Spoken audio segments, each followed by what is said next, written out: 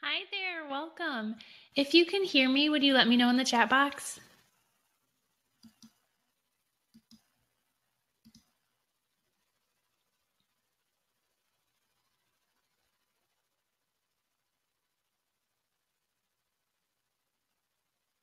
Okay, awesome.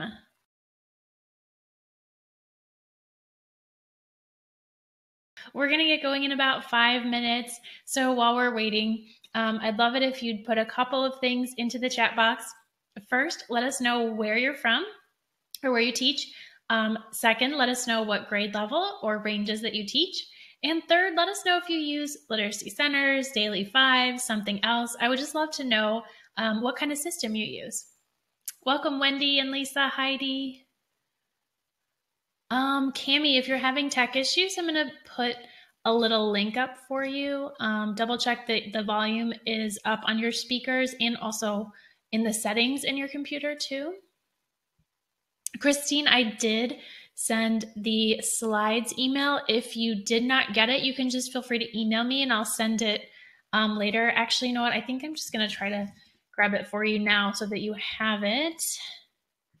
Welcome, Andrea. Welcome, Joni. Daily 5, couple of Daily 5 people. Awesome.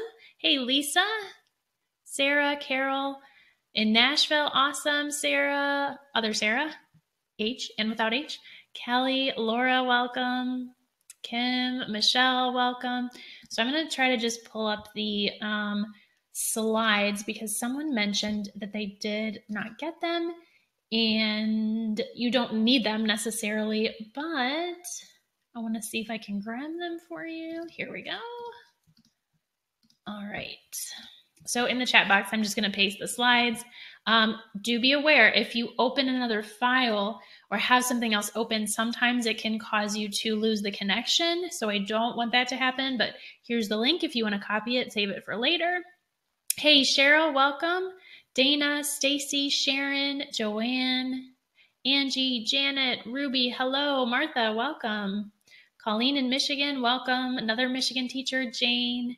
Got a good mix of literacy centers, Daily 5. Let's see. Kara, welcome. Tara, Sarah, Patricia or Patricia, not sure how you say it. Ruby, welcome. Amy, Angie, Sonia, Susie, Jerusha, Julie, Amanda, hello. Heidi, Kayla. So I just put the link in for the slides. I'll put it in one more time. Again, be careful if you open other files while we have this open because it can cause it to crash. So my recommendation is just save that link and come back to it later. Lisa, Robin, welcome. I am going to put up those tech help tips again. If you don't need them, just X out of them. Generally speaking, if you're having issues, try a different browser. They recommend Google Chrome, but other ones might work too, like Firefox. Go back to that original email. You can always rejoin. There should be a reconnect button on your end if something goes wrong. Just try different things until you do get something that works. Another thing I do want to mention is unfortunately last night, we had the chat box fill up. So fortunately, there were so many teachers here, so excited and chatting, but unfortunately, it does fill up sometimes. I know they put out a new version of the software and I'm going to be upgrading soon. So fingers crossed that resolves it. But if you get locked out of the chat box, it's because it's full. So sorry about that. Please do continue trying to chat though, because I absolutely want to hear from you. I want to know that you're here. I want to know your questions and all that good stuff. So fingers crossed, all goes smoothly with that tonight. Eileen, welcome. Patty, welcome. I'm putting the link to the slides in the chat box. So just look for where it says Allison Ryan. It'll be blue, and then you can click on that. Deanna, welcome. Chelsea, welcome. Angela in Tennessee, welcome. Megan from Georgia, welcome. Cami, Candy, good, Cami, I'm glad it's working now. Jonathan in Washington, welcome. Robin, Pam, Sue, Eileen, welcome. Let's see who else. Marcy, Mary Beth, welcome. Hey, Dee, Kathleen, Ron, Chantal, hopefully I said that correctly. Minerva, still finishing school. That's exciting. Priscilla, hopefully Priscilla is able to see the tech help tips. All right, so it is time to get going. I want to respect your time. I have a lot of stuff to share with you tonight, so I want to get going right away. Thank you again so much for being here. I'm so excited to share all this with you. I've been working on Literacy Centers projects basically all year long, so I'm excited to finally be able to share this with you. And right now, I'm going to go ahead and switch over to my slides.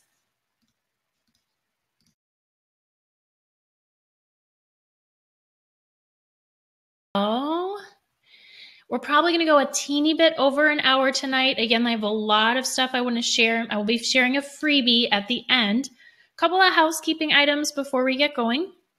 You should be able to see the first slide of my presentation now. There is a short delay, so keep that in mind when you're chatting in the comment box. Whatever you're hearing me say right now, I actually said like 20 seconds ago. Just something to be aware of. Speaking of the comment box, I do want to encourage you to use it. Ask questions, answer each other's questions, add on to what I'm saying. The nice thing about doing this virtually is that we can all benefit and learn from each other, so definitely make use of the chat box. The comment box will scroll quickly for me. I will miss things. I'll come back periodically and try to find like a question or two to answer, and then I answer more questions at the end. Another thing, you may want to take some notes. I did link to the slides. I put that in the chat box. You may have to scroll back to see it, but you may want to jot some things down, so just have paper and pencil ready.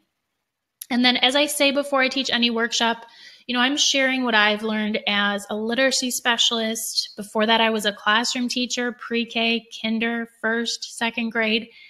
But ultimately, I do understand that your school or district may have different requirements than what I'm sharing here. And I also understand that, of course, you have to do what you feel is best for the kids in front of you.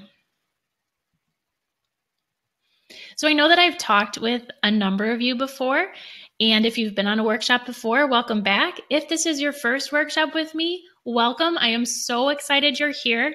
My name is Allison. I am a literacy specialist. My area of expertise is K2 in the classroom. I taught pre-K, kinder for several years, first, second. I'm currently working with pre-K. This is my husband, Jonathan, and we recently moved to the Nashville suburbs. We have 2 little fur babies. This is Lindsay and Max, and sometimes they love each other and sometimes they don't. So that's me if we are not acquainted yet.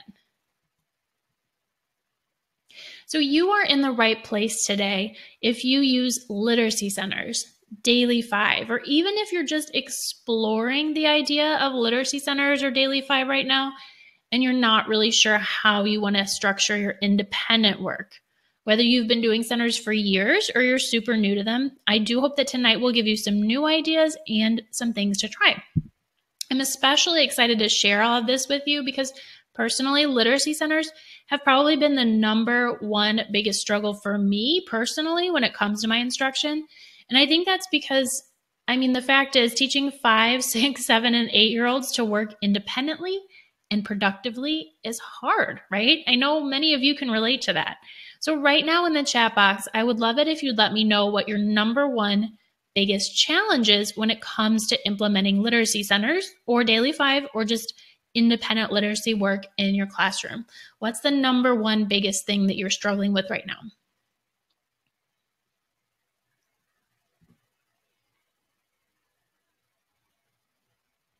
Okay, time management, keeping kiddos on task, definitely. Too much talking, staying on task, content, keeping noise level down for sure. Time, independence, on task. Yes, yes, yes. Differentiating, good. Okay, well, not good, but we're going to address all of these things that I'm seeing tonight. Students working independently, on task, all the planning, yep. Accountability, yep. We're going to touch on all of these things. Good. So speaking of what we're going to talk about, here's what's on the agenda. I'm going to share my foundational beliefs with you, what I believe about literacy centers. I'm going to talk very briefly on the different ways that you might manage centers. And then I'm going to go in depth on how I prefer to manage centers and why I prefer to manage them this way. I'll talk about making groups. I have a little video to show you there. How to make sure that kids actually know what they're supposed to be doing, how to hold them accountable, assess them, some ideas for simple differentiation strategies, how to deal with disengagement. Kids aren't on task, they're not interested, how to handle that. I'll also share some simple organization tips. And then at the end here, a couple of things are going to be happening. So I'll be giving away the freebie to everyone at the end. And then I'm going to be doing a giveaway. I have some brand new Literacy Centers bundles for Kinder, First, and Second. And some of you are going to be able to win those tonight. So definitely stick around till the end. You do have to be here live in order to win. But that is basically what's on the agenda. I will stop periodically and try to pick up a question or two. As I mentioned before, I do miss stuff because the chat box sometimes gets going quickly. But then again, at the end, I will stay and answer a number of questions. So do feel free at the end, if I haven't answered your question yet, just retype it. It might have gotten pushed down. I probably just missed it. So something to keep in mind. If I do not get to your question at the end, I will definitely get to more.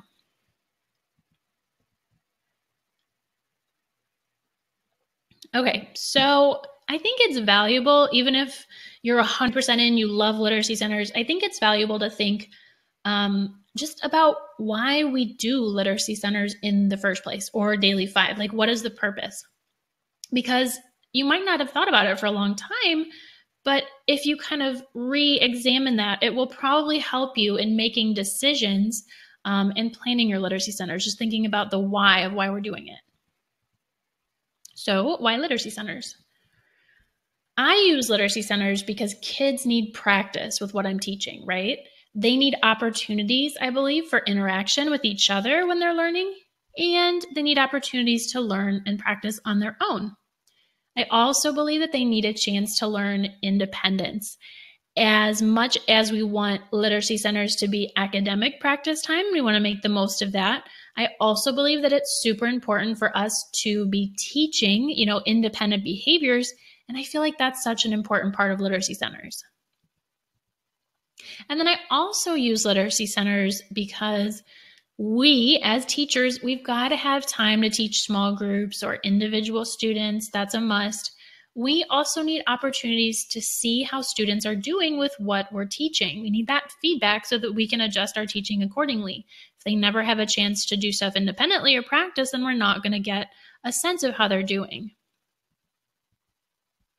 So with all of that in mind, I believe that literacy centers should reflect what students are practicing during other parts of the literacy block. I believe that they need to involve opportunities for the kids to learn with their peers and on their own, kind of a balance of two. I don't believe that literacy centers always have to involve worksheets or recording sheets. I believe that they should allow for student choice in some areas, not all areas, but some.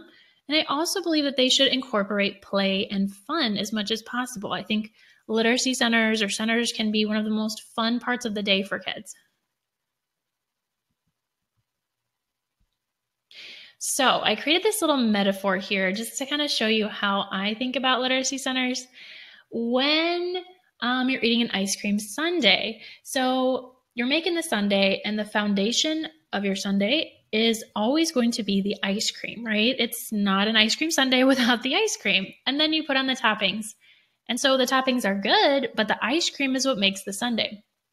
So I compare the ice cream to reading, writing, speaking, and listening. This is the foundation of literacy centers.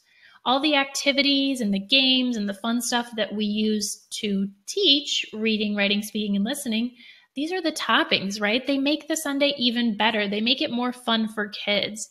But the reason why I like to think of it like this is because it's easy to lose sight of the ice cream, so to speak, because the toppings look so good. So there's a ton of stuff on Pinterest. There's a ton of really fun and really good stuff on Pinterest. There's a ton of stuff in the teacher store, everywhere. But our learning goals for our students have to always be at the forefront when we're planning so that we know which toppings, so to speak, to choose. So all of that said, there's many, many different ways to make literacy centers or independent work happen. So many options. Are the kids going to choose the order of activities, or are you going to choose?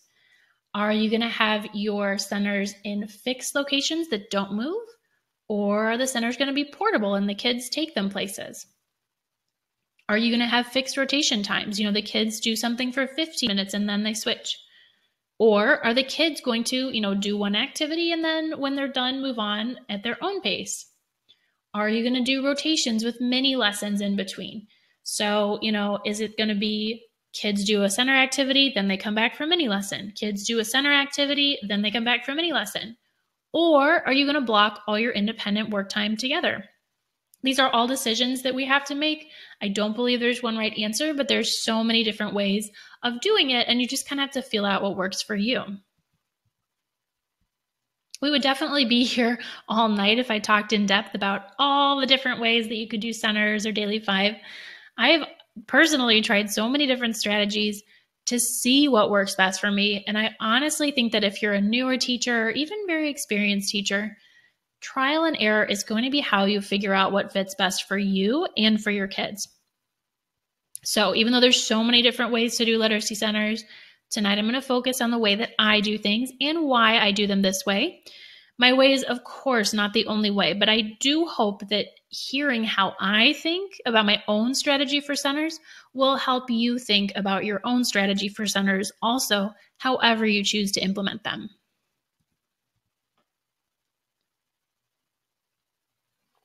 Okay, so I have 6 centers and they're in fixed locations, meaning that the kids physically move to the different centers throughout the classroom. And my centers are independent reading, reading response, word work, listening, writing, partner reading, and then I usually call it dramatic literacy play, but it's like it can be music or art also. If you teach kinder or first grade or something along those lines, I usually like to incorporate this for kinder for sure. My centers are numbered here intentionally. It's not random. The way that I organize them or I order the way that the kids go to them gives kids a balance of writing and reading activities every day.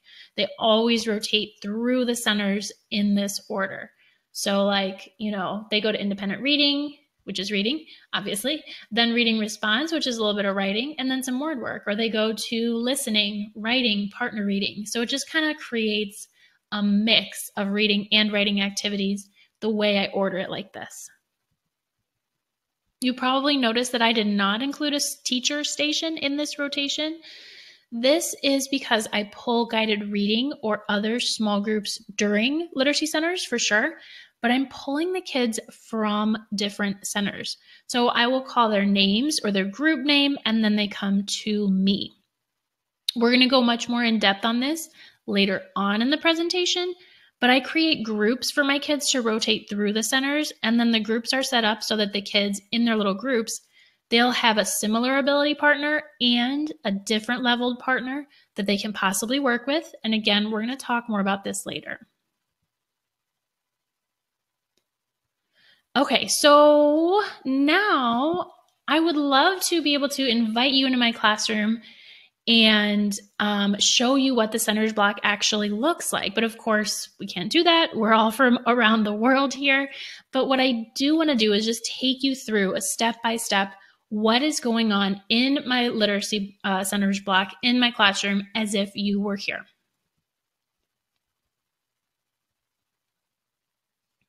So first things first, it's time to start centers. I have my kids get their stuff. They bring their independent book bags to every single center because I have lots of activities that involve them using their books in many of the centers, as you're going to see if you use my literacy center bundles.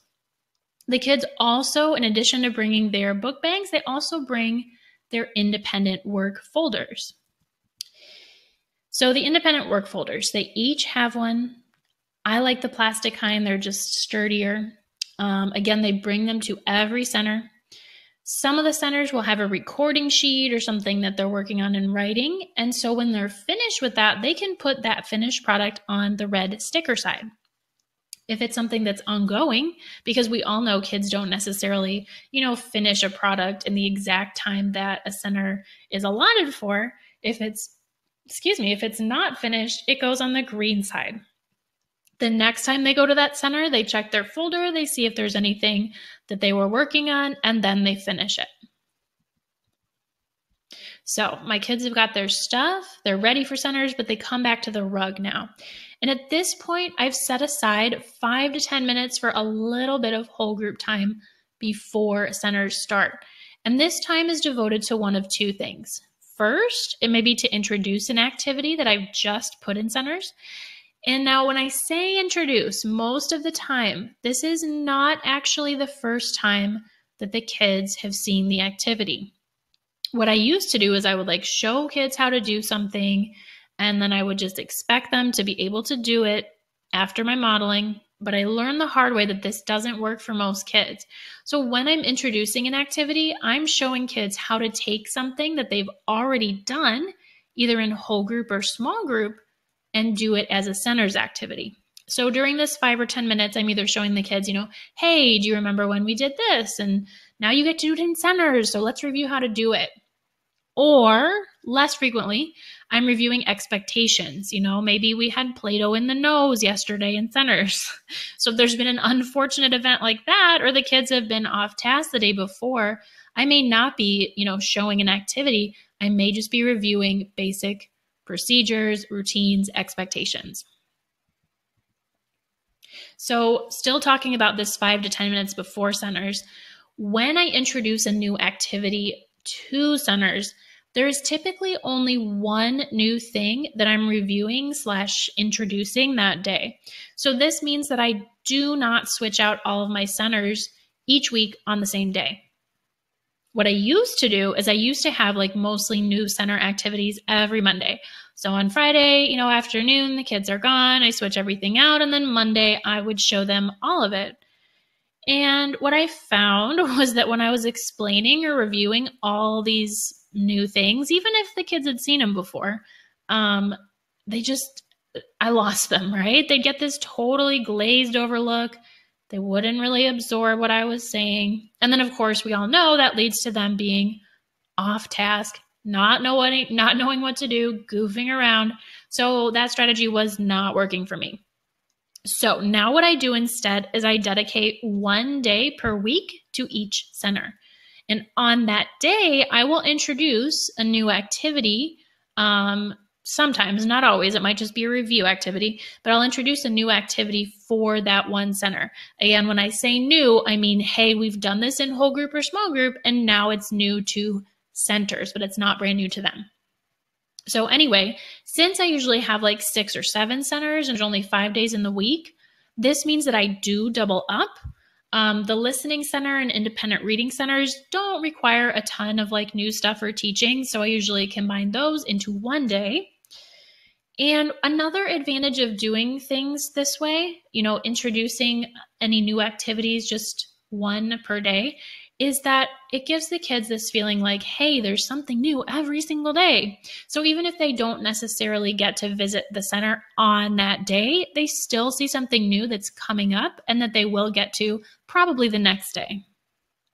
I also want to point out that the actual days don't matter. You can fill in whatever you like if you use this strategy.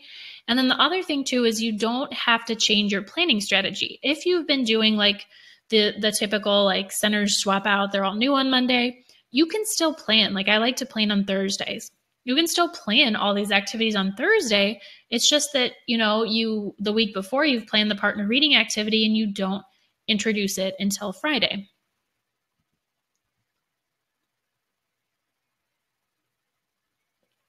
Okay, so I've introduced the new stuff or whatever it is for my kids that day. And so now it's time for them to actually get to centers. I used to use a pocket chart for my rotations, but now with the interactive whiteboards, I like to have it up on the whiteboard. It's just bigger, easier to see. So these are the centers groups. I just named them pretend names for our purposes. And they know what their group is. It usually stays relatively stable, at least for a while, and I post on the wall too. And then they see, okay, so for the first thing today, the first rotation, I'm going to be in whichever center, right? These correspond to the different literacy centers that I have. You have this if you have my literacy centers bundle already. But anyway, when I'm showing them this rotation board for the day, I also let them know who will be coming with me first. So I'll just say, okay, look to see where your group is, but I'm going to pull the red guided reading group first. So you guys are coming with me. And remember what I said earlier is that the red guided reading group, it's not all the kids from one group. I'm pulling from different groups. I'll explain more about that later. But anyway, so they're on the rug. I tell which kids are coming to me. The rest of them see where they're going. And then I dismiss group by group and the kids get started in their centers. So now the kids are physically in their centers. I'm at my guided reading table with a group. I start my timer and we have 15 minutes. And during that time, I'm working with kids in my small group and the other kids are in their centers. So since the kids are already in their centers, now what they're doing is they're actually choosing an activity. You notice that I specify where they go so that I just very easily know that they're, visiting the centers equally, but they get to choose what they do in the center. At the beginning of the year, we start with just like 1 or 2 choices, but then as the year goes on, I add things, I rotate things. I never really do more than like 2 or 3 choices though, because that can be overwhelming. But I will have like a choice ring like this in each center, except the listening center, because that's usually just like choose whatever book they want to listen to. So the kids, again, they know what's available because they see on the little choice ring what the different activities are. And behind this, you can't see it, but behind it, I have several half-page versions of different activities on these kid-friendly directions cards. So this is a full page version. This is an example for the punctuation mark scavenger hunt. So they see in their little bundle ring, okay, this is, a magnifying glass with an exclamation point, and they recognize that because I've showed it to them before. They know that this is the punctuation mark scavenger hunt. And then even if they can't read the text, I've got these little images for them that just kind of remind them what they're supposed to do. Again, this is an activity that they're already familiar with, so it's just the purpose is to jog their memory. So then I'll have like, 2, maybe 3 of these type of things behind the ring. So this ring is really serving 2 purposes then, right? They see what their options are, and then they also see how to do each option because I've got the directions here. I also do want to mention, if you've got like 4, 6 kids in a center, they're typically working with partners rather than like all together because that would be kind of noisy. But they're typically working with partners. So if you can have like 2 choice rings, that does help because then like each pair can look through the activity options at once rather than the kids waiting on each other if you only have 1 ring in the center. My rule for them choosing is that they have to choose quickly or they cannot choose at all. It becomes my choice.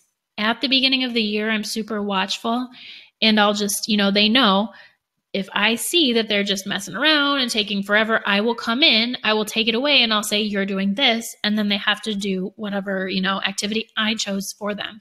So if you do that and if you're really firm at the beginning of the year, then they learn pretty quickly not to mess around.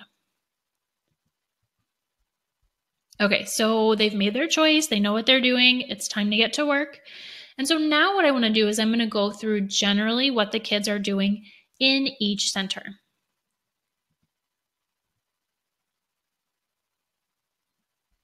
So my independent reading center is located in the classroom library, but the kids are not like going to the shelves and getting books every time they want to read something. They're actually reading from their own book bags, which again, they're bringing to every center. It takes away from their reading time if they have to like pick something and then read it and then pick something again and then, read it. Like the little ones go through books so quickly. So what I do instead is they read from their book bags, and this is real reading or pretend reading. If they're not there yet, it's valuable for them to make up a story, read the words that they do know, things like that. And that's basically what they're doing in the center. It's really reading focused. I don't have them do lengthy responses to what they read because at this age, they're usually a little bit slow to write. So I want them to get that reading practice in. I may have them like write things on sticky notes, write a sentence about what they read once in a while.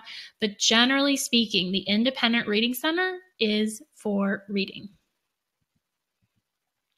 But now if you do 15-minute centers like I do or something along those lines, that's a long time for a kindergartner or a beginning first grader to read independently, especially if they're not actually reading yet, right? So with kinders and beginning first graders, I actually have them spend the first 5 minutes book shopping. As I said, they bring their book bags, they get to the center, they turn over a sand timer. This is a small one, but I actually like the big ones that Lakeshore has. Somebody said last night that they're on Amazon too. I like the larger ones because they're easier to see. Anyway, they turn over this 5-minute sand timer and they know they have 5 minutes to check out new books to put them in their bags. And then after the sand timer, is over, that's when they settle down and they read. You can also do this strategy with second graders at the beginning of the year.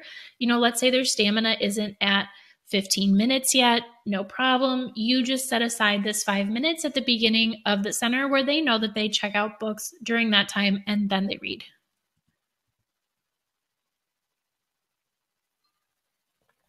Okay, so as I mentioned, in the Independent Reading Center, the kids are not doing super lengthy responses to text. But the center that they usually go to right after the Independent Reading Center is the Reading Response Center. And so this is where that text response happens. It's through drawing or writing or a combination thereof. And the kids can be responding either to text that they read from their book bags, like in that center before it, or you can set it up so that it can be a book that you already read to the class. So before they ever start writing or drawing about the text, I have them talk to a partner to make a plan for their work. So they're taking out whatever book they're going to write about. They've chosen what activity they're going to do, which way they're going to respond. And then they say to a partner, today I'm going to work on blank, or today I'm writing about blank. I think it's really valuable for kids to have an opportunity to talk and draw before they write, especially K1 with the drawing. It helps them plan their thoughts out. And it for sure takes some time for them to become successful with that routine of, first we talk to a partner and then we write. But when they get it down, it really can be quite effective. I also do want to mention that for kindergarten, I don't start the Reading Response Center at all until about 16 weeks into the school year.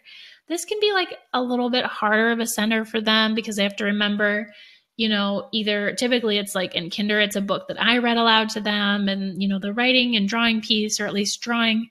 So what I do instead is for the first 15-ish weeks of school, they actually do the Word Work Center twice. So they're not doing the center and they just go to the Word Work Center twice as often as the other centers.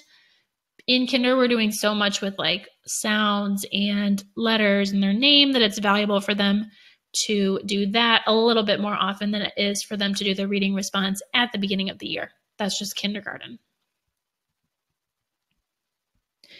So if you use the Reading Response Center or if you have reading response activities, all sorts of stuff you can do.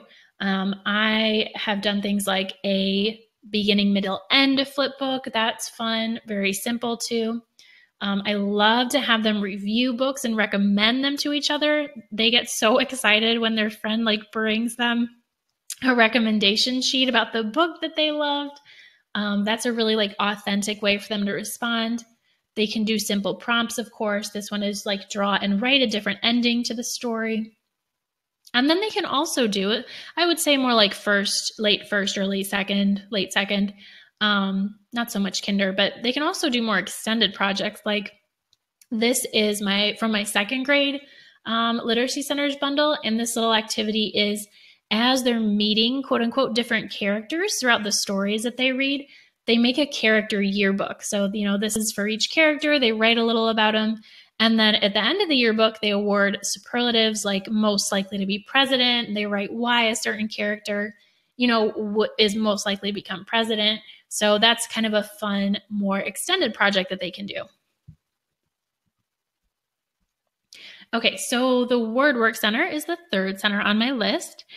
And I do want to mention that I have a separate dedicated time for word study where I'm seeing the kids in small groups for just word study instruction. It's not a very long block, but it's just dedicated to word study. So when they come to the Word Work Center, this is an opportunity for them to practice what they're already learning.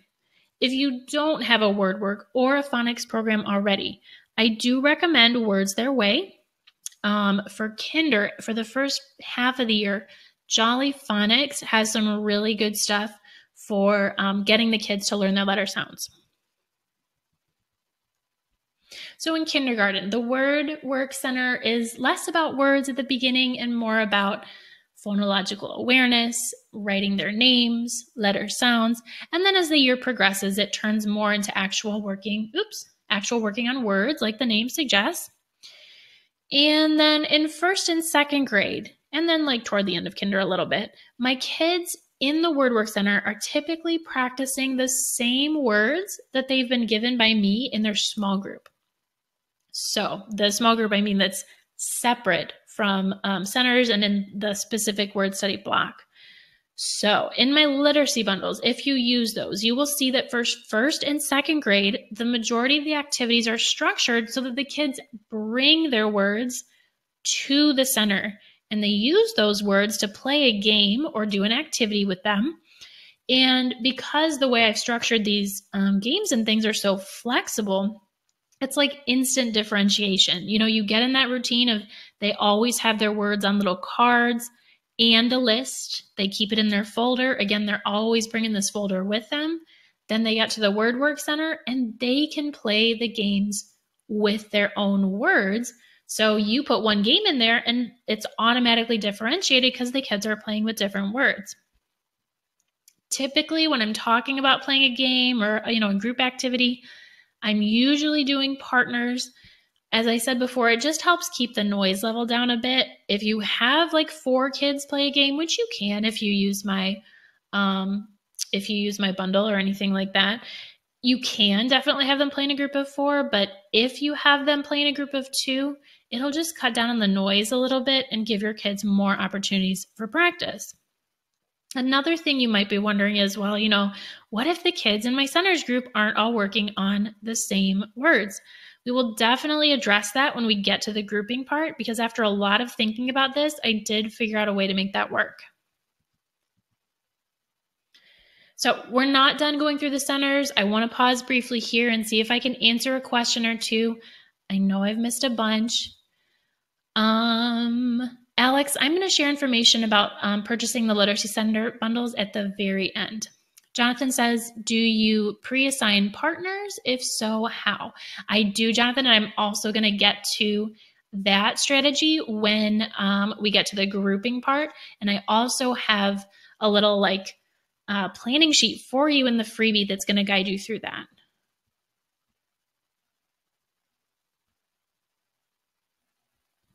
One more question I wanted to answer. Christina, what is an appropriate? No, wrong one. Sorry. Kristen is who I meant. Can kinders and early first graders do the response activities on their own? Yes, absolutely, Kristen.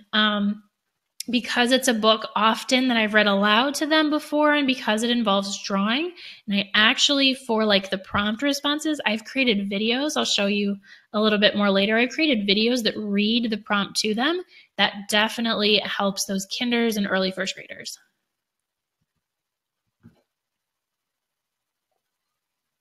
Okay, I know I've missed a couple of questions, and I apologize for that, but I will get back to more at the end for sure. Want to keep rolling. Next up is the Literacy Center. When I first started teaching, this was cassette tapes or a CD player, and now I use computers or tablets for my listening center. In the freebie that you'll be getting at the end, I have a list of some suggested websites that you can check out for your listening center. So in this center, the focus is really on having kids listen to text. It's so simple just having them listen, but it's also super valuable. It exposes kids to new vocabulary words. It models fluency for them. If you have them, listening to nonfiction books, it teaches them ideas, content area material. That said, because it's so simple, I do want to be sure that my students are really engaged and don't get bored of the center as the year goes on. I also want to have some kind of accountability measure, something simple so that I can see that they're actually thinking about the text that they read. And so that's why I developed these little tracking systems for the Literacy Center. I have a different little system that I use for each grade level. These are all in the Literacy Center bundles, by the way, which I'll be sharing at the end. At the kindergarten level, it's very simple. Every time they listen to a book, they just color in a circle, and that's it. Later on in the year, I sometimes use a half sheet where they can distinguish between fiction or nonfiction. But then when they fill up an entire sheet, they have a different sheet, a full page, and it just says the Reading Zoo on it. And when they finish one of those half sheets, they get to color in an animal. So very simple. It just helps me and them see their progress throughout the year, and they love coloring in those little animals, even though it's so simple. At the first grade level, I have a little system called My Reading Journey Through Outer Space, and the kids get these little booklets, right? In the booklet, when they visit the listening center, not for every book that they listen to, but one time per visit, they write a sentence, maybe draw a little picture about the book. And I have like a prompt in there for them to answer. So they have these little response booklets, like I mentioned. They're themed for different planets. They start with the sun, and then they work, Mercury, Venus, Earth, et cetera, et cetera. And then on their other sheet, they get a little stamp or a sticker every time they complete a booklet. So it's super motivating. And then I give them a certificate at the end. At the second grade level, I have something similar, but I just have a different theme for it. It's called My Reading Trip Around the World, and I make them these little passports. They get to fill out like in first grade, just one page every time they visit the center. There's a different passport for each of the 7 continents, and then they get a certificate at the end. These things are relatively simple to set up. You could even make your own if you don't have my Literacy Center bundles. Once you start them at the beginning of the year, it just kind of like runs itself. You're not having to teach the kids all sorts of new things throughout the year. And of course, you'll need to model the responses, but these systems are just simple, fun ways to keep the kids interested and incorporate a little bit of accountability. So next up is the Writing Center. In the Writing Center, just like with the Reading Response Center, my kids have to look in their independent work folder to see if they have something unfinished from last time they were in the center before they start something new. If they are ready to start something new, they look through something called an example binder, which I'm going to show you in a second. They decide what they want to make. There's like 2 or 3 choices. And then again, just like the Reading Response Center, they talk to a partner. They say, hey, I'm going to write about this. They plan together, even though they're doing different things usually, and then they get working. So I have a separate block of time that's not during centers when I do my writing instruction. And of course, the kids do some writing then. So then in the Writing Center, I want to incorporate the genre that they're working on during that separate writing block. But I like to include more like quick, fun activities, and also just provide some variety, because I want to give my kids opportunities to practice the genre, whatever we're working on, but I still want to change things up enough, to keep them interested. So let's say we're working on letter writing in the writing block, which is separate. In the Writing Center, then they might have an option like make a postcard. Or if we're working on, opinion pieces in the writing block, maybe one of the options in the Writing Center is to do a this or that opinion piece where they choose, do you want to live in a place that's always hot, or do you want to live in a place that's always cold? And then they explain why. So before, I was talking about my kid-friendly directions cards and how I use those to show my students what to do and to let them choose activities. But in the Writing Center, I do something a little different. I use something called an example binder. So I've found that in the Writing Center, it's really helpful to show my students actual work examples of the projects that they can choose from so that they can see exactly what's expected. I also, of course, I want to remind them, how to make the project, give them some ideas. So that's how I came up with this idea of an example binder. So the binder is pretty thin because, there's only like 2 or 3, maybe 4 choices in the Writing Center at a time. Don't want to overwhelm them. So the binder will have a couple of page protector sheets. It's just 1 sheet for each writing project.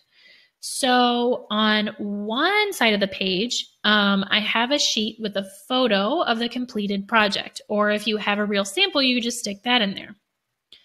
On the other side of the page, I put this little sheet that has ideas to just get them started and some tips. And the tips are really just a little checklist. So the writing projects too that I use, they're pretty open-ended. Some kids may just want to copy it because they don't understand at first, but usually copying isn't a big problem.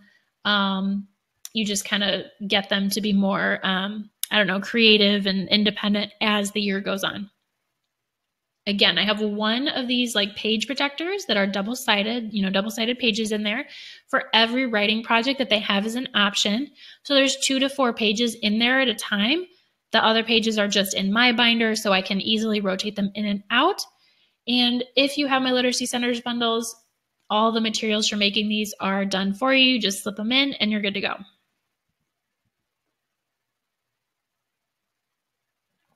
Okay, so in addition to the example binder, lots of stuff in the Writing Center, I also have different supports in the Writing Center to help the kids with their writing.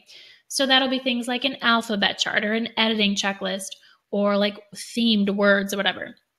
And I've experimented with some different things, but what I like best is to take a trifold board. You could do this with poster board too. And I take page protector sheets, like the same page protector kind of sheets that I was talking about here, and I glue the back of them to the poster board. So then what I can do, and you can do more, you can do less. You don't want to overwhelm your kids, of course. But so then once the page protectors are glued on, then you can slip in different pages throughout the year, right? We all know that our kids' needs change as the year progresses, and we want to challenge them. We want to keep the supports relevant to their needs. So in these little page protectors, you can put things like an alphabet chart, word lists. Here I've got school words, playground words, family words, fall words. There's an editing checklist here. It's so easy to change these out because all you do is you just take the sheet out and then you put a new one in. Excuse me. Okay, now let's talk about the Partner Reading Center. In the Partner Reading Center, my kids read or pretend read with a partner. There's value in the pretend reading too. I teach my kids that they have different choices for reading together, and I show them how to do all this stuff. They can echo read, they can choral read, they can take turns reading, make up a story, so many options. And this really does even work with kindergartners who can't read yet. You just have to teach them different ways to pretend read and do lots of modeling. So the kids sit down together. They read the text with second grade or late first grade. It may be just a chapter from the text, depending on how long the books are. But so after they read their entire text or part of the text or pretend read, then they get to choose a short activity to do together afterwards, and it has to do with the book. Again, they get to choose those activities from the choice ring. They see what those are at the beginning, and so many different things you can do. This is word or letter detective. So the kids are looking for a specific letter in the book that they just read or pretend read. This is just retelling, right? They have, little craft stick puppets, or maybe you have real puppets or props. They retell the story that they just read using those props. Or as they get older, maybe you have them do a little bit of work on fluency. So maybe they read it together, but then they each read their favorite page or part, and their partner gives them some feedback on their fluency. This is a second grade game, super fun. 2 truths and a lie, or you can call it 2 facts and a fib. They write, they each have their own little half sheet, and they each write separately 2 facts or true things from the book, and then one thing that's false. And they read them to each other out of order, and they have to guess, or figure out based on what they just read, which is the fib. Okay, so last but not least, we have the Dramatic Play Literacy Center, which can also include maybe music, art, or maybe you have a science-themed literacy center. Tons of different things you can do. This is just kind of a flexible center where you can integrate like the arts or other things. I do think play is important, especially at like the kindergarten age. I like to have that little kitchen in my room. And you can incorporate literacy. The kids make a menu and they play restaurant, or they play grocery store and they make signs for the food. I have a blog post all about like dramatic play literacy, and I have a link for it in the freebie. So you can maybe get some more ideas from that if you're interested. And I also do want to mention, if you have or purchase my Kinder Literacy Center bundle, right now I don't have props for this center in there, but coming in October, I'm going to be adding them. Okay, so if you recall, way back before I started sharing about each individual center, I was walking you through what the center rotations look like, right? So my kids, they've each been to one of those centers in this 15 minutes. The 15-minute timer goes off. I've just finished with my guided reading group, where I'm finishing up. So now what I do is I set the timer again. And this time I only set it for 3 minutes. They know that in that 3 minutes, they have to clean up. And then once they're finished cleaning, they sit, whether it's on the floor, in a chair, wherever they are in their center, and they point. So they take one finger and they point to where they're going next, and the other finger goes on their lips.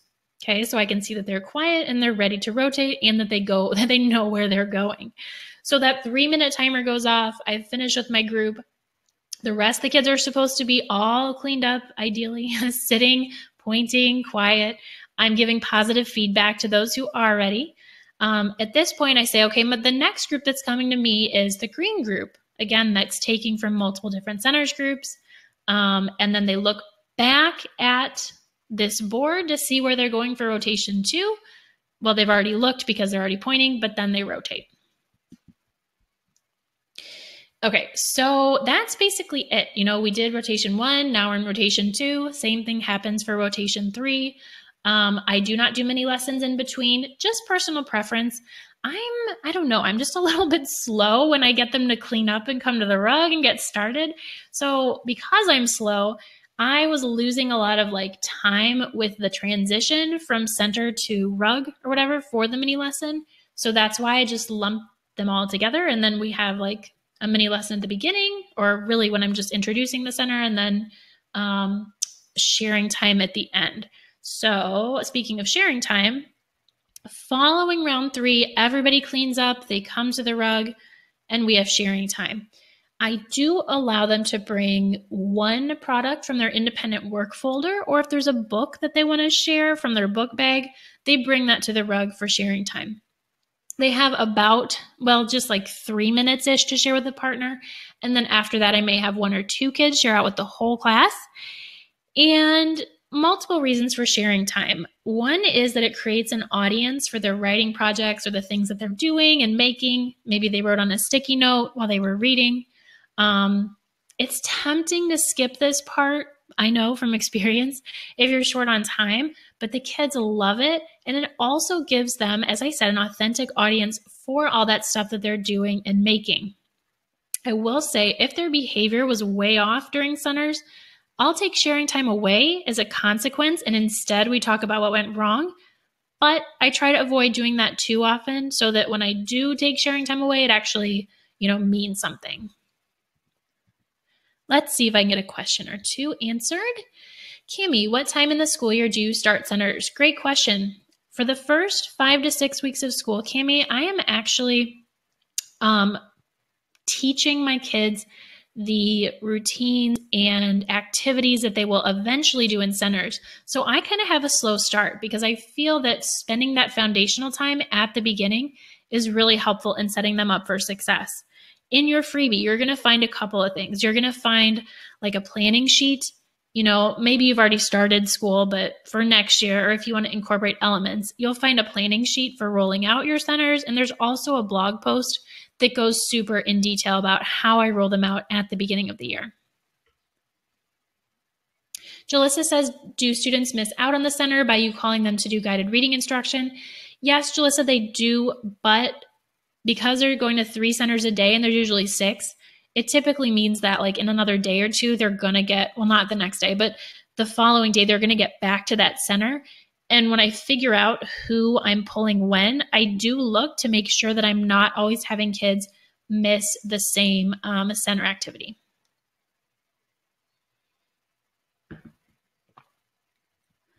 Okie dokie. So making groups that work well together has definitely been a challenge for me personally. So here was what I was grappling with, and maybe some of you have had the same issue. So on one hand, I wanted kids to be able to learn from each other so that the lower kids would be able to work with someone who was a little bit higher than them and learn from them. And in other centers, like the WordWork Center in particular, I needed kids to be at the same-ish level, at least with one other child, so that they could work on the same words or skill together.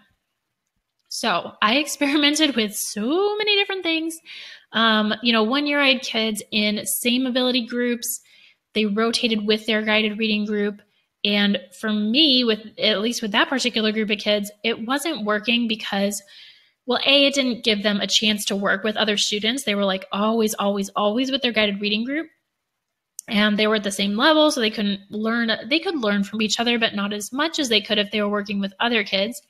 And my low groups really struggled. So they were low academically for guided reading, but they were also typically low like behaviorally or something. Not always, but sometimes. So that didn't work well for me. Other years, I did mixed ability groups, but then sometimes I would have the problem where the kids were on such different levels in a group that it just was not going well. So eventually I came up with a strategy that allows the kids to sometimes work with their peers of different abilities and sometimes work with peers that are on the same level.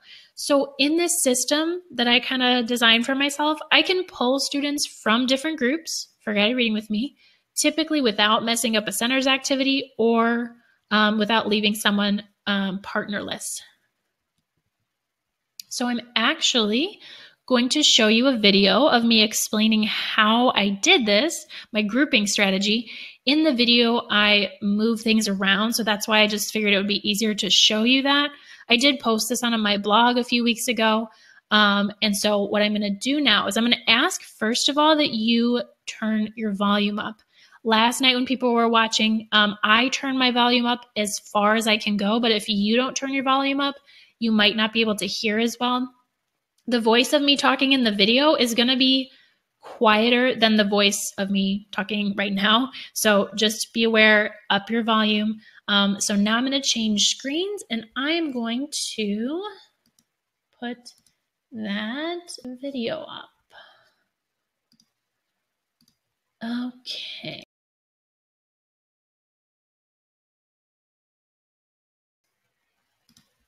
Here we go.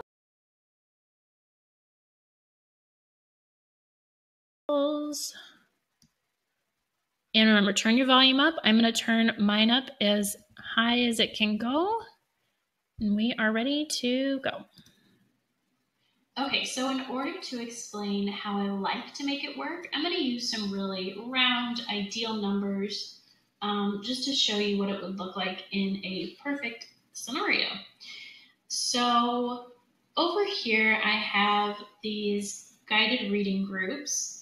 I have 4 of them, and there are 6 kids in each group. And the red group is the lowest, and the green group is the highest. So they're ranked from lowest to highest.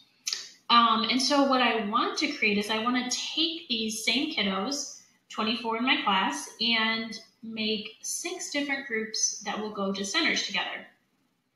And I have a couple of things to think about. First of all, when I do centers, I like to have kids work in partnerships. So even if there's like, 4 kids in a centers group, which is going to be the case in this scenario, I still like to have them work with partners because I just feel like it's easier for them to get along, and also it reduces the noise level. So I want to have kids in groups where they can work in partners. I also want them to have an option of working with a partner who is about the same ability as them, because that makes things like playing word study games easier.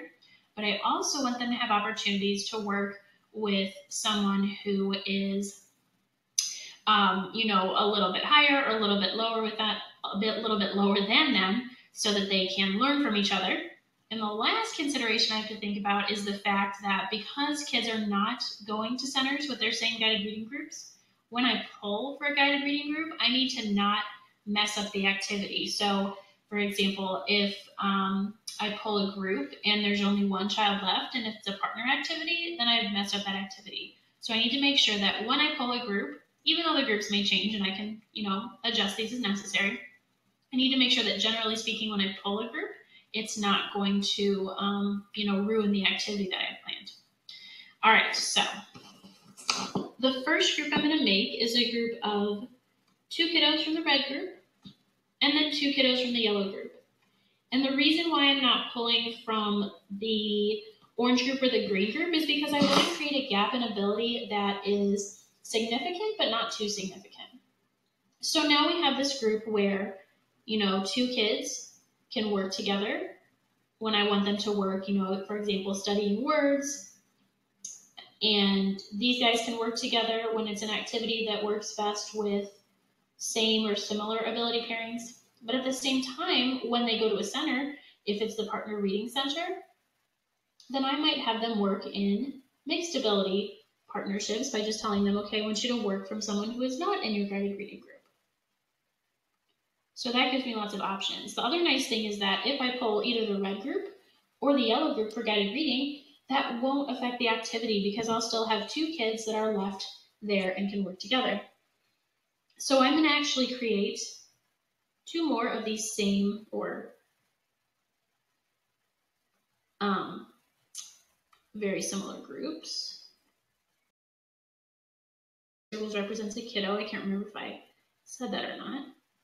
And then I'm basically going to do the same thing for the orange and green group. Again, I'm creating a gap that's significant when I want them to work in, mixed ability pairings, but not too significant because I don't want kids to be working together who are, so much higher or so much lower than each other that they really can't learn from each other or teach each other well. Okay, I'm going to pause it there because I basically just put the orange and the green together. And that is that. So let's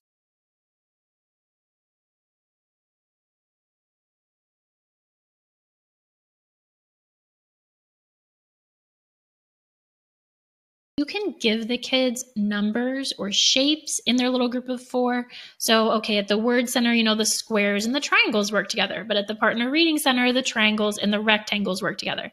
So if you give them each a little shape or whatever, then you can very easily say, okay, this is who you're working with at this center. And it's just part of the system. Let me see if I can get a question or 2 answered. Karina, hopefully that answered your question. Let's see. So Sue, as long as it's recording, knock on wood, I hate that you can't be participating in the giveaway, but you should get a recording later. So sorry you have to leave us, but thank you for coming. Tiffany, do your students have some type of checklist for making sure they visit all the stations they are supposed to? So Tiffany, because I specify the rotation, I know that they're visiting what they're supposed to be visiting because it's just set, and then they choose within the center whatever activities they're doing. Okay, so we've just kind of gone through all the centers, how I group. Now I want to shift gears and talk about making sure that kids know what to do at their centers. And obviously this is important, like of course it is, but it might not be so obvious that sometimes when we see kids that they're off task or they're goofing around, it's actually a result of the fact that they don't know what to do. Not always, but sometimes. So first and foremost, the hardest lesson that I've had to learn is that my kids have to practice any activity that we do in centers in whole group or small group before I introduce that activity to centers. So this means that I'm constantly looking a week or two ahead on my centers plan. This is taken from the schedule in my first grade partner reading center. And let's just say that we're on like week 13, right? It's week 13 of school. I see that in week 15, my plan is to introduce to centers the I Spy game to partner reading. This is where kids read a book together and then they play, I spy a word that ends with ing, and they play the game like that. So anyway, it's week 13 of school right now. I see that's coming up on week 15. So all I have to do is say to myself, all right, so this week and next, when we're in whole group, like after we read a book or during transition time, I play the game with them. It just takes a minute or two, but they get that practice so that when I put it in the center, they actually know how to do it. If you use a strategy like this for pre-teaching your centers, this means that, like, let's say you do a skill a week and, retelling is your skill for this week. On Monday, you're probably not going to want to have a retelling activity for your centers, right? Because you've either not even modeled it yet or have just modeled it once, the actual act of retelling. So honestly, the kids are probably not ready to do it on their own in the center. So as a result, what the kids are practicing may be from the week that was before. So, the retelling with the retelling example. This week we're doing retelling, and maybe by Wednesday I do introduce, a retelling activity to centers. But we're not starting off the week with it, and then we're probably doing more retelling practice the following week. So it doesn't necessarily always link up perfectly with whatever you're teaching, because I believe the kids need that initial exposure, that instruction and practice first, just the way I do it. So whether you use mine from the Literacy Centers bundles or you just make your own kid-friendly directions, having visual directions is so helpful in making sure that they know what to do. Refer to the directions when you're teaching the activity so that the cards actually mean something to the kids when they come to the center. Again, it does not matter if your kids can read or not, just seeing the little pictures is helpful in jogging their memories. I also was talking about this before with the example binder, but when kids are producing something, it's super helpful for them to see an example. So for the Writing Center, we talked about the example binder, and then this is an example from the Reading Response Center. Again, you can expect that they might produce very similar things at first, but over time really encourage them to create more original work. Another thing that helps kids remember what to do is, of course, consistency. I feel like with centers, it's a constant battle between we want to keep things consistent so they know what to do, but we've also got to change things up so that they, stay interested. They need that variety. So one solution that I've found for this, at least with the WordWork Center or games, is to create different versions of the same game. The different versions can be used to focus on different skills. So kids learn how to play this roll and do game in Kinder, and the first one they see maybe is, say, the first sound in, whatever the picture is that they land on. But then later, as they progress, they're reading CVC words. So they're playing roll and do again, and the main instructions are the same, but they're reading CVC words instead of saying the first sound. Same game, they know how to play, but slightly different directions and a different skill. In my first and second grade WordWork games, the way I set this up is you teach them a game and there's different versions. So they do spell and score and they have a fall theme, but then later on in the year you bring it out and it's St. Patrick's Day spell and score. They know how to play the game, but the theme is different, so it feels new to the kids, but you're not having to teach entirely different directions. One last little thing I want to mention when it comes to making sure kids know what to do is to make use of any technology that you have. If you use an app like Seesaw, I've got some information about that app in the freebie. Create a voice recording of you, for example, reading directions to a center or a prompt. The prompts can be a big one because the kids will forget, what they're supposed to draw and write about in first grade, like if they can't read the prompt. So make a voice recording of it. They can listen to it in the center. In my reading response part of the Literacy Centers bundle, I have links to videos. So for each of the prompts, I just said, this is the set of prompts going to be for the whole year. For each prompt, you'll get a link to a video. The video will read the kids the prompt out loud so they don't have to be able to read it. It'll read them an example response, and then it'll read them the prompt again. So all you do is set up a tablet or a computer, put the video up there, they can press play, and even if they don't remember what the prompt said, this video will show them. Again, you can do this on your own too by creating these videos or doing something in the Seesaw app.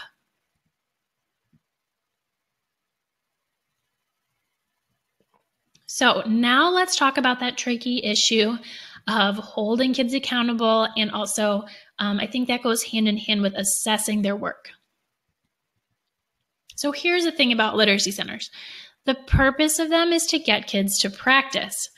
And I don't know about you, but when I practice something, I'm not always doing it completely right unless I have help. So for example, here's a personal example. I use these little workout videos from this app called Pop Sugar Fitness. I love them. So what I'll typically do is I'll watch a video, I see how to do the workout, and then later I might do the same workout, but without the video. So then I usually end up going back to the video eventually, and so many times I realized that when I was doing the workout without watching, I was doing it a little bit wrong. It doesn't mean that my practice was worthless unless I hurt myself or something.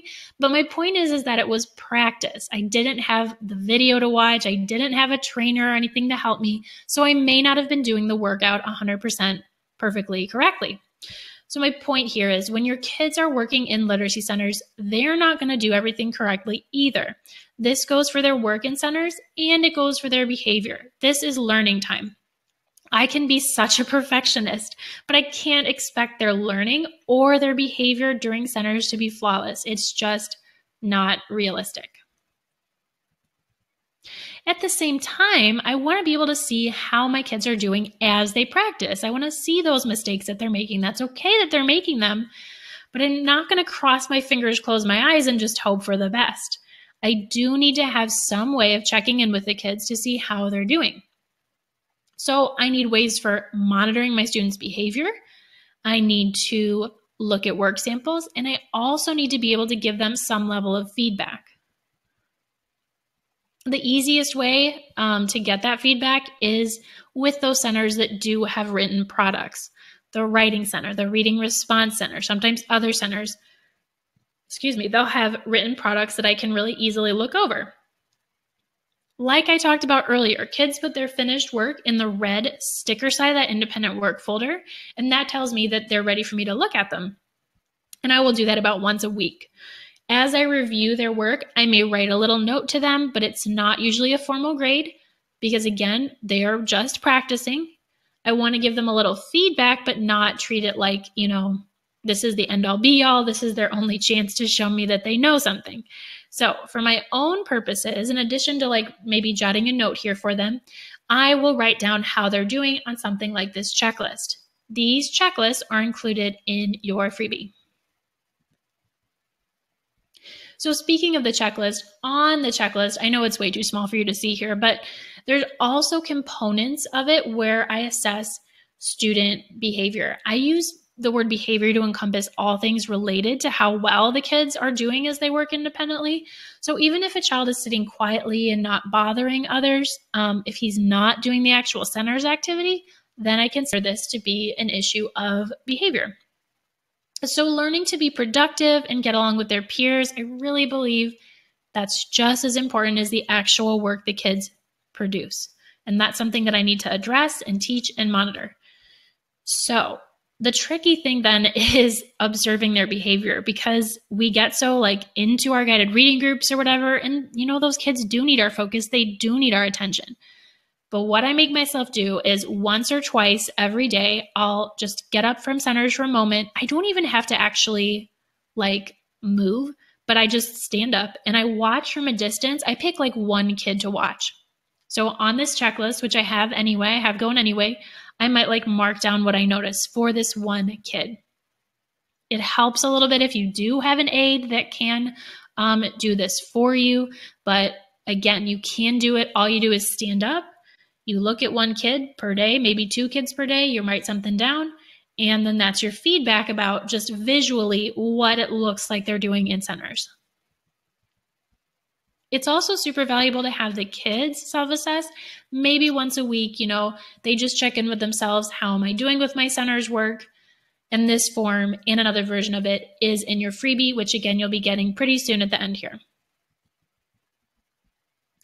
I also want to say that not every center activity I use has a solid accountability piece. Sometimes there's a worksheet or a recording sheet, but not always. A lot of my centers don't. Literacy centers are a time for practice. If you use my bundle, you'll see that there are options that I've provided you if you do want to use a recording sheet. But, I honestly don't have time to review a paper for every single activity. And the other thing too is sometimes we need kids just to listen to a story or read a story. And so if we're constantly making them fill things out, sometimes it's helpful, but to do it constantly, I just feel like that can detract from some learning. That said, if you have administrators who are super into accountability or that's a requirement for you, try using technology with your center's activities that wouldn't ordinarily have a written product. So for example, the kids using this app, which is so kid-friendly. My friend Janet introduced me to this app a while ago, and I just love it. It works with Kinder. It's awesome. Anyway, so like in the Seesaw app, the kids can make a video of themselves retelling. They can read. They can record whatever they're reading. They can take a photo of words that they've made with magnetic letters. So all of that provides accountability for stuff that ordinarily wouldn't have an accountability piece. If your admin is saying you need to have an accountability piece for everything, tell them, I need iPad so that I can make this happen, or do a Donors Choose project. If you are required to have accountability for everything, or if you just want to, technology can solve a lot of problems in this area. All right, let me see if I can grab a question.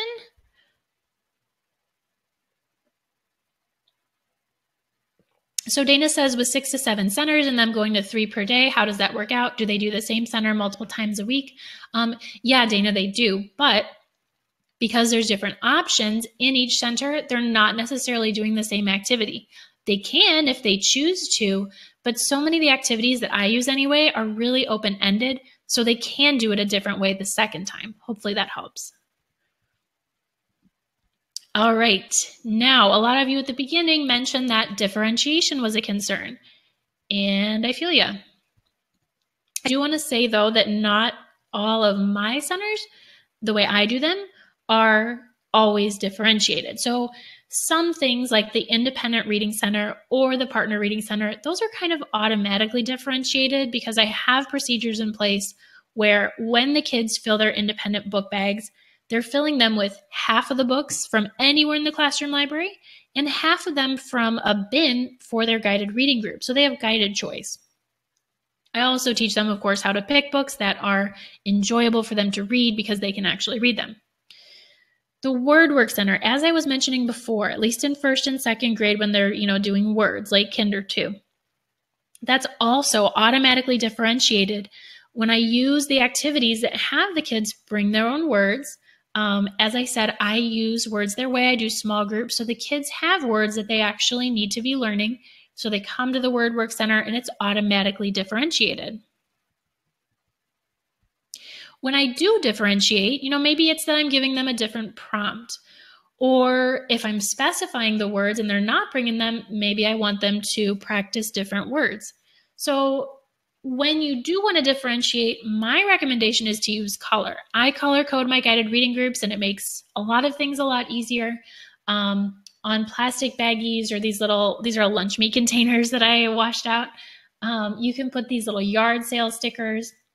You can put like activities or words on different colored paper, or just put the activities and words in different colored folders. It's just when you want to give the kids different stuff, color is a really great way to show them what they should be working with. Now let's talk quickly about what we can do when kids are off task or they're bored, they're goofing around, they're not engaged. I will want to say that anticipation goes a long way. Treat the fact that they're getting to do an activity on their own as a privilege. Call something new, even if it's really just a different version of something that you've done before. I remember one time I was teaching kindergarten. It was toward the beginning of the school year. And one little girl, Catalina, she was crying to her mom, and she was having a little bit of hard time adjusting to kinder. And I kind of overheard them talking, and her mom was like, well, aren't you having fun in kindergarten? I think you're going to have fun today. She was like sniffing. She was like, yes. She was like, Mrs. Ryan always has so many surprises for us. And I just had to laugh a little bit because, I wasn't presenting anything to them that was really that incredible, but I would call things like, oh, I have a surprise for you. I have something special for you. And it's so simple, but the kids do buy in. So the way you talk about the activities and the way you present them can get the kids excited about them.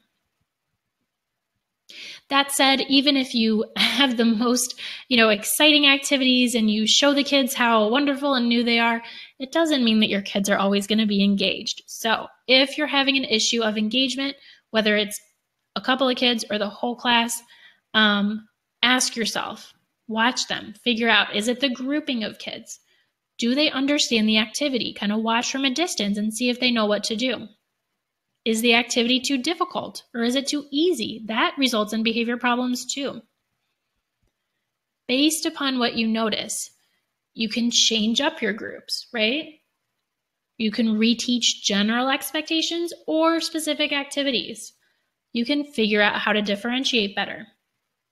Or sometimes you might need to change out your materials more frequently or maybe less frequently because they're just overwhelmed with so much new stuff. These are all things you can do when engagement is a problem. Another thing I just want to mention, of course, teaching behavior is also part of the job of training kids to do centers. So as easy it is to get frustrated, I feel like that's literacy centers or just centers in general is when I get most frustrated, I would say, in the school day. I just have to remind myself this behavior learning is just as important as the academic learning, and it does take time. I'm going to skip questions for now just because we're so close to the end, and I want to get to the freebie and the giveaway as soon as possible.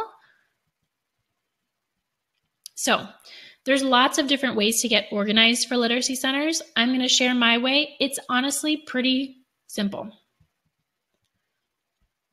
I've got a binder for every center. This is the Partner Reading Center binder. In that binder, the first page is a list of materials. I can't tell you how many times I've done an activity and then completely forgot that I did it a year later. So I like to have the list of materials or the list of activities that I use on the first page of that binder.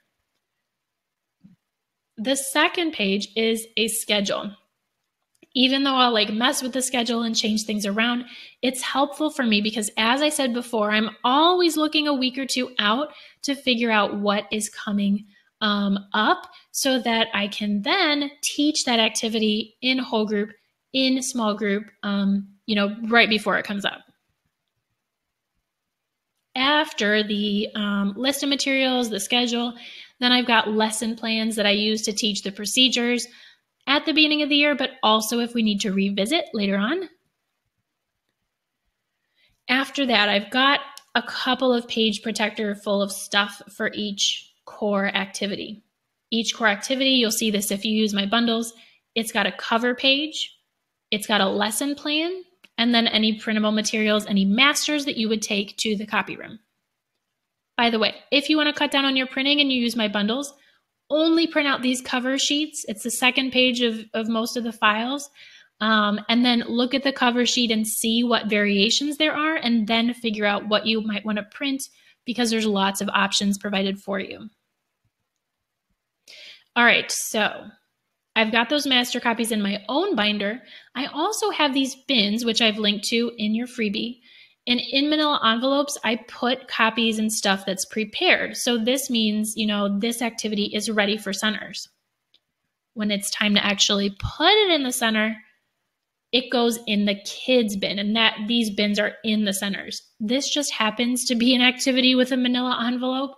I store stuff in manila envelopes, but occasionally they'll be used for the activity. But the activity stuff comes out of the manila envelope or out of this bin if it's floating around in here, and then it goes into the kids bin. So typically it's the process of the master copy from the binder to my bin to the kids bin when it's time for them to use it. All right, so I want to recap real quick. We talked about foundational beliefs about centers. I showed you the different centers that I use. I talked about making groups, ensuring the kids know what to do, holding them accountable. I gave you a couple of ideas for easy differentiation. What to do when the kids are feeling, when the kids are off task or disengaged. A couple of organization tips. So now it's time for the giveaway and the freebie. And so throughout the presentation, I've been referring to my Literacy Centers bundles. So now I want to tell you a little bit more about them and about a bonus I have for you. And I'm going to be giving away a couple of these bundles to people who are attending live.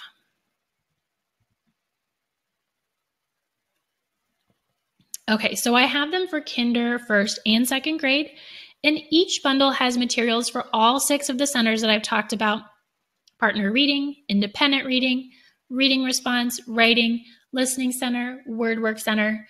Even if you do not use these same centers, the materials are flexible, right? So maybe you have a poetry center. Well, there's activities that you can do from the partner reading center or the independent reading center in your poetry center. Or maybe you have a pocket chart center. You can pull stuff from these centers for whatever centers you have. This is just the way that I organized it, but they're very flexible. So the activities, they've been approved by my kiddos throughout the years. They're designed to be really meaningful. Going back to that original metaphor I mentioned about the ice cream sundae, reading, writing, speaking, and listening are the foundation of these centers. There's a lot of fun little twists and activities to keep kids interested throughout the year.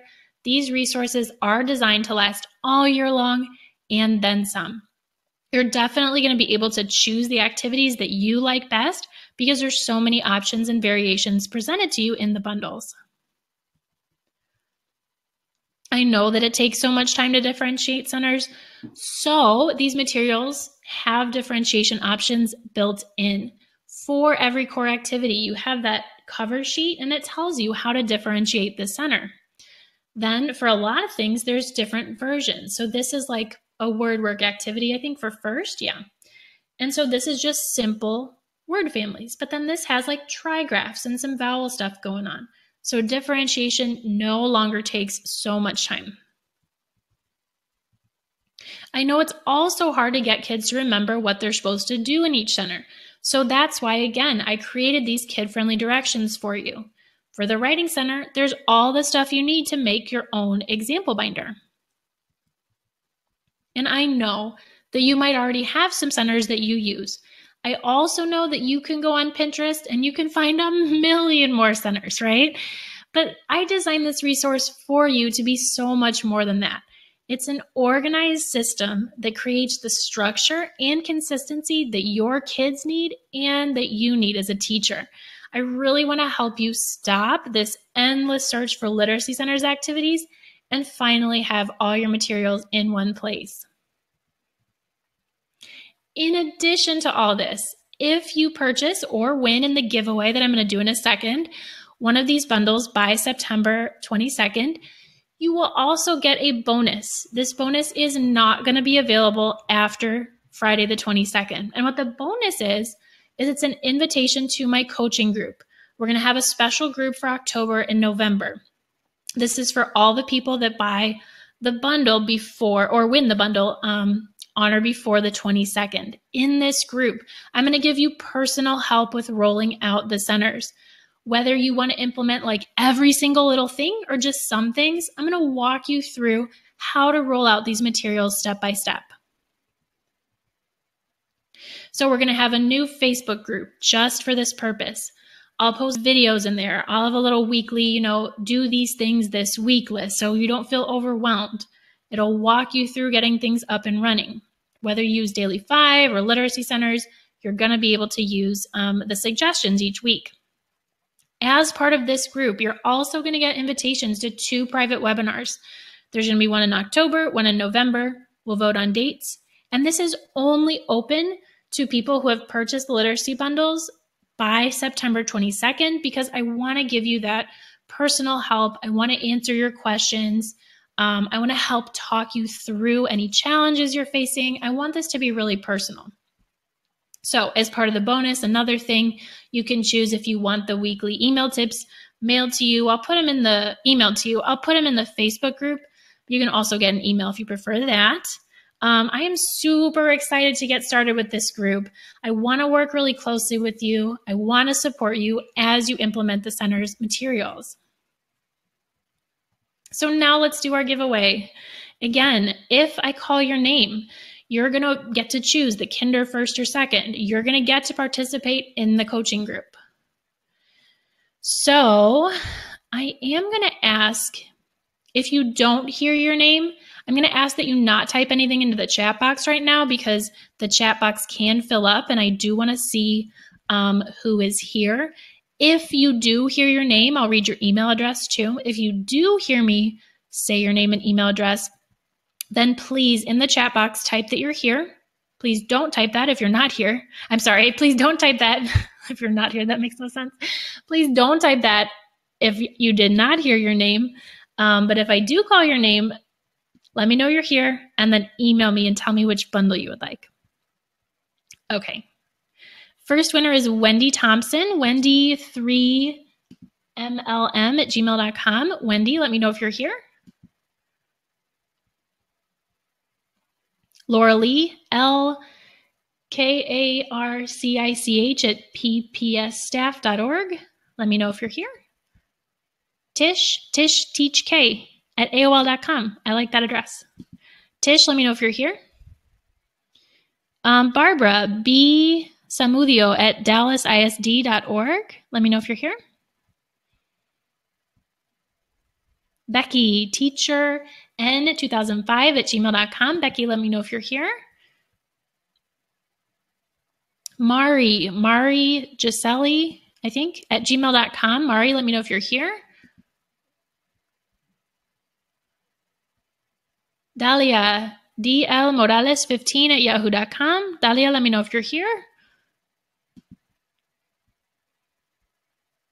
Marsha M. King at castlehills.school. Marsha, let me know if you're here. Pick a couple more. Chelsea C.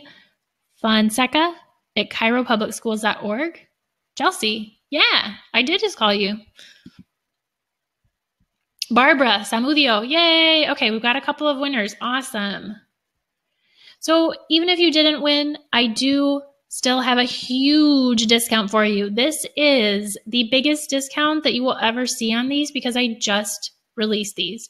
Through Friday, September 22nd, each bundle is going to be over 40% off. The discount is already set up in TPT for you. I've got the link here. You don't need a code or anything like that.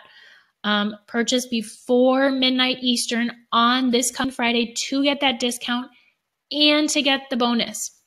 Also want to say about the bonus, in order to see what to do and to get your invitation, you're going to need to unzip the bundle. You're going to see a file that says bonus, and in there are instructions for getting started. If you don't do anything with that sheet, then I'm not going to know that you purchased because, TPT doesn't allow me to see who has bought.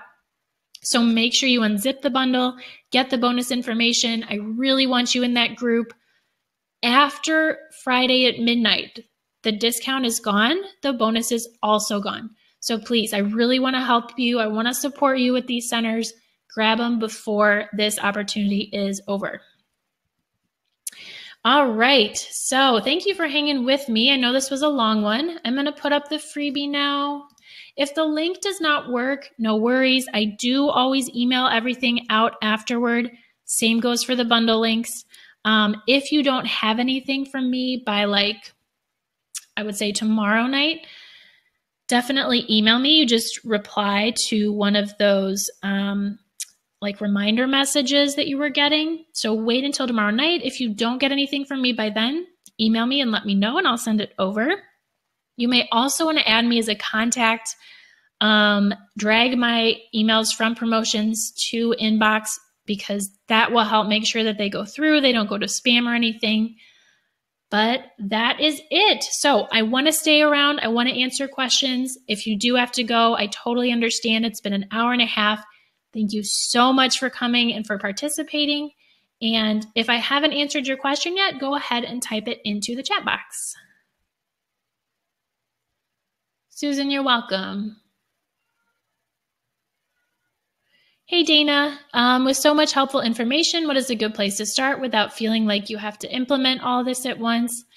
So Dana, what I would do is I would just identify like 1 or 2 things that you want to change for your centers, if there are things that you want to change, and just roll that out. And then maybe in time, pick another thing or 2. Definitely don't have to implement all of your new ideas at once. You'll burn yourself out. I've done that so many times. Just pick 1 or 2 things at a time to focus on. Thank you, Monica. You're so sweet.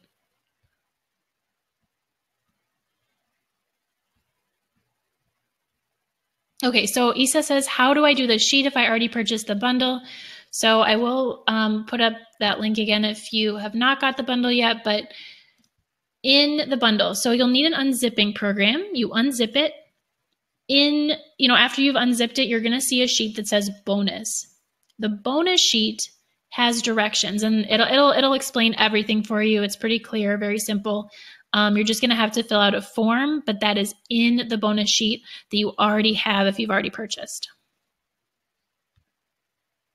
Dina, I do not have these bundles in Spanish right now. I'm so sorry about that. It would take a long time to do that, especially because like with the WordWork Center in Spanish, we use syllables. So that would just take a ton of adjusting. So unfortunately, I can't make that available right now, maybe in the future. Sorry about that though. Okay, Jackie, the link, let me post the link for you.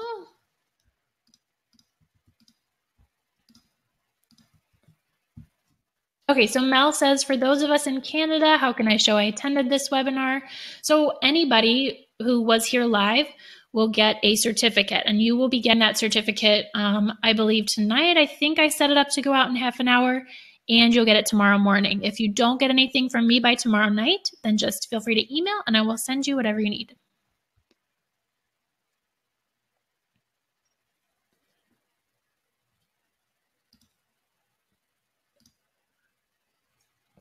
Thank you, Mel. Thank you for coming. Marina, if you missed parts, then I will be sending out, fingers crossed it worked, I will be sending out the recording, and you can watch the recording. I think it lasts for a week, so definitely feel free to do that. Watch for that email.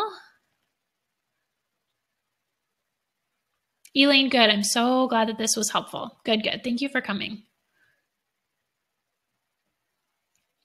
You're welcome, Jerusha. Thank you for coming. Okay, so Lorena's asking for the slides, and yes, I sure can. We'll grab the link for you again. Actually, you know what? I'm just going to email out the slides. I will add that to my email because I know a number of people did not get the message with the slides, so just look for that email. I'll add it to tonight's as well as tomorrow in case you missed that. Good, Tiffany, I'm glad this was good timing.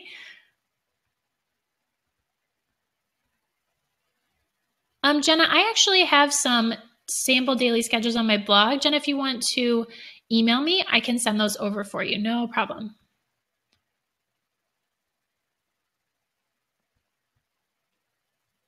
Thank you, Amy. You're so sweet. Anne, I don't know if you were here. I think it was Anne. Anne was being super helpful and answering some people's questions. So Anne, thank you so much for doing that.